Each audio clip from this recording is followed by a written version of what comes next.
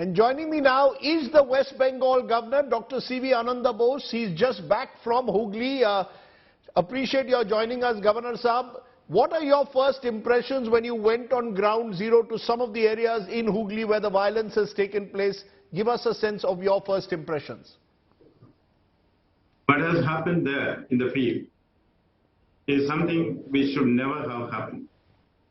Highly deplorable, unfortunate.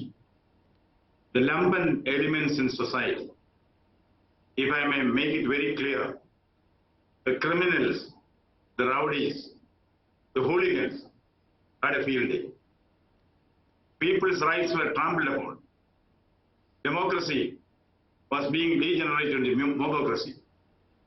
There was a time, maybe a few hours, where the rule of law was thrown to the winds by the hooligans. The people were afraid. Their rights were encroached upon. Their dignity was shattered. And there was lawlessness everywhere for a time being. But then, of course, the authorities have sprung into action. There is a situation where the people felt that what they want is action, not an alibi for inaction. People want to live in peace. That is their right. Their right has been snatched away by those unruly elements. We have to apprehend them. Their only place is behind the bars. That is where action is called for. That is where action will be there. The take-home which I had from the field is that the perception of the common man is at times different from the perception of the establishment. Both should converge. The first duty of a governor is to the people. The second duty is to the people. The third duty is to the people. Therefore, I will be the people. I will think from their side, and I will ensure that the rule of law is established and the constitution is upheld.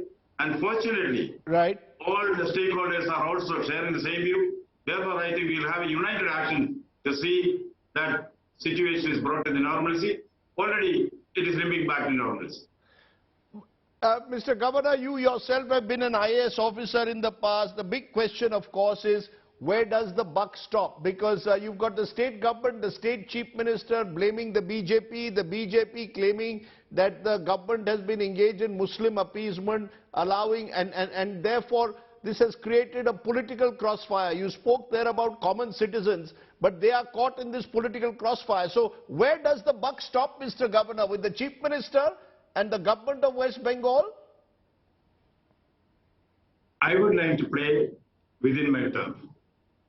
Politics is a field which I am not used to. I am not competent. I am not temperamentally inclined to comment on the grammar of politics is unknown to me. But the grammar of the constitution is well defined.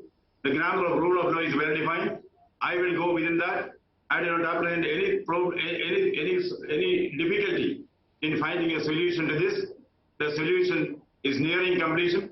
We will see that the muck is cleared and the buck stops where it should. If every authority decides to do his duty. India expects every man to do his duty, and as governor, I will ensure that I will go with the cooperation of all concerned. All stakeholders will come together, we'll keep together, we'll work together. Coming together is beginning, keeping together is progress, working together is success. We will achieve success. No, when you say as your governor you will do your duty, there have been calls for intervention. We are told that the Home Minister of the country, Amit Shah, spoke to you a couple of days ago. The BJP has been calling for governor's intervention. When you say intervention, what specifically do you intend to do? Are you going to speak to the Chief Minister? Because Hanuman Jayanti is there in 2 days. The Chief Minister has already expressed concern that there could be elements who are trying to stir up more communal violence. So what exactly is your role now? If the Chief Minister has anticipated trouble during Hanuman Jayanti, that is the first step. We have to be forewarned to be forearmed. Now the forewarning is there. We will be forearmed.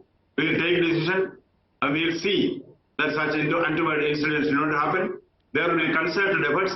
And as far as your question about the Home Minister, the Union Home Minister, talking to the governor, I think discussions will take place at that level. I would not like to bring it to the public domain. We will all act in unison. We will see that law and order is maintained. people will be able to live in peace and harmony. But you're going to stay out of this blame game that's going on the ground between the TMC and the BJP, because that is, in a way, many believe inflaming the passions because politics is playing a role. You're going to stay out of that. Am I clear? I am there for another game that is a win-win game, not for the blame game.